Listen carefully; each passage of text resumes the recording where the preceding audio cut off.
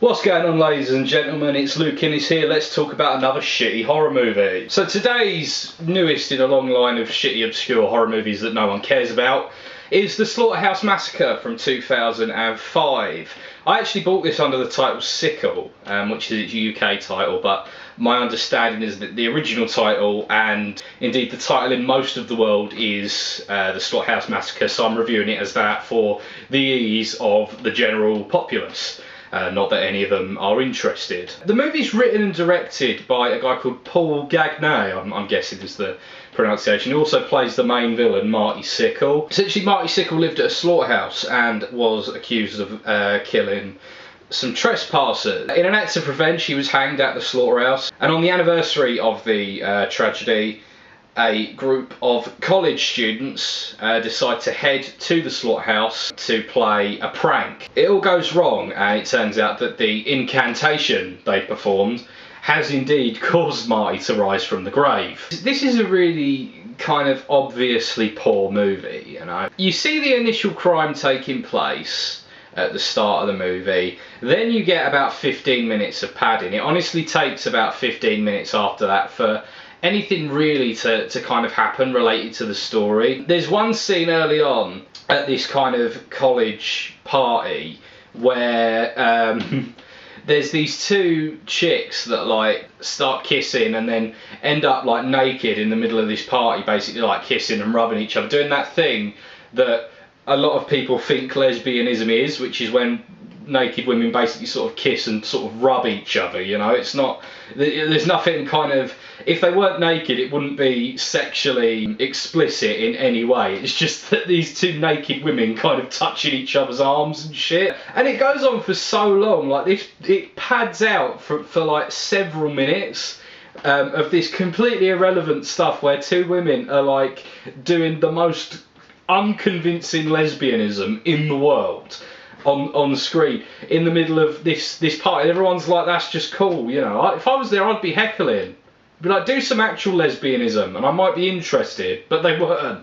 And then moving on from that as well, when it gets to the kind of meat of the movie, with this whole you know, thing about these kids being trapped in the slaughterhouse, it's really poorly handled. I mean, I've got to say, in this sense, that the writing does seem to have a certain amount of an idea of what it's trying to do. It's just got the wrong idea. What a great slasher movie tends to do is position you on the side of the victims and make you kind of root for them and, you know, cheer them on in their escape and hope that they manage to thwart the killer. Whereas with shitty slasher movies, they generally make the mistake of thinking that people want to see really annoying people get killed, you know, as if it's some sort of morality, you know, oh, they were very annoying so people will enjoy seeing them get killed. But since most of society aren't that sociopathic, that's generally not the case. You know, I meet annoying people most days. I don't hope that they get massacred. Which is sort of the way that a lot of crappy horror directors seem to think people want their movies to be. And this movie definitely falls into that category. You know, they've tried to deliberately make these characters very annoying. You know, they've got this whole thing near the start where the one guy kind of gets caught kissing another chick by his girlfriend, and like she's really angry and storms off. And within 10 minutes they're fine. It's no worries, you know. He was just kissing another chick, let's go and have a look around the slaughterhouse, fuck it, come on, it's not relevant anymore. It's clearly there to make you dislike that character, or these characters, because I think that anyone who, you know, their partner does that to them, and you might as well be a fucking idiot, you know? It's clearly there, all of this stuff, to get you on the side of the killer, which is, like I say, is not the way that it should be done in a good...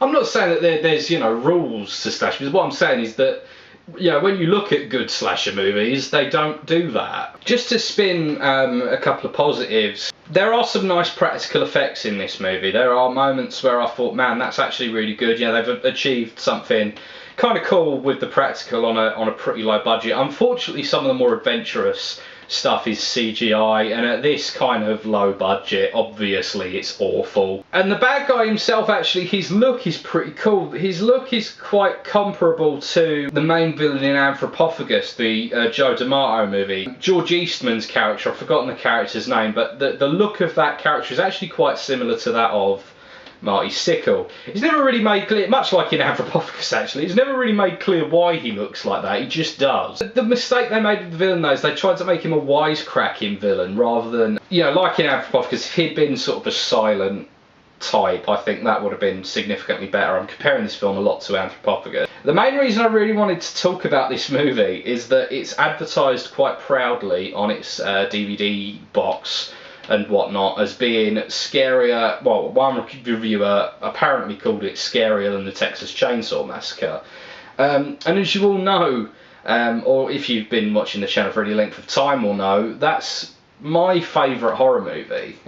Probably my favourite movie, ultimately. It kind of riles me up, and I think that's definitely the intention, so I do feel like I've fallen for a bit of bait there. I've got to say, overall, Slaughterhouse Massacre, Sickle, whatever you want to call it, it doesn't drain on you as much as some of the bad movies I've seen. You know, this is better than, say, Bram Stoker's Legend of the Mummy.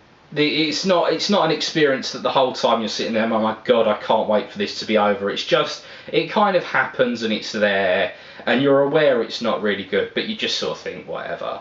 So for that reason, I'm going to give it a 4 out of 10. Thank you very much for watching, ladies and gentlemen. Why not like, comment and subscribe if you're new here. Also, go down into the description and check out my podcast. It's called Ironcast. It's all about music and it's fantastic. But until next time, stay safe, and I'll see you with another probably quite crappy horror movie review.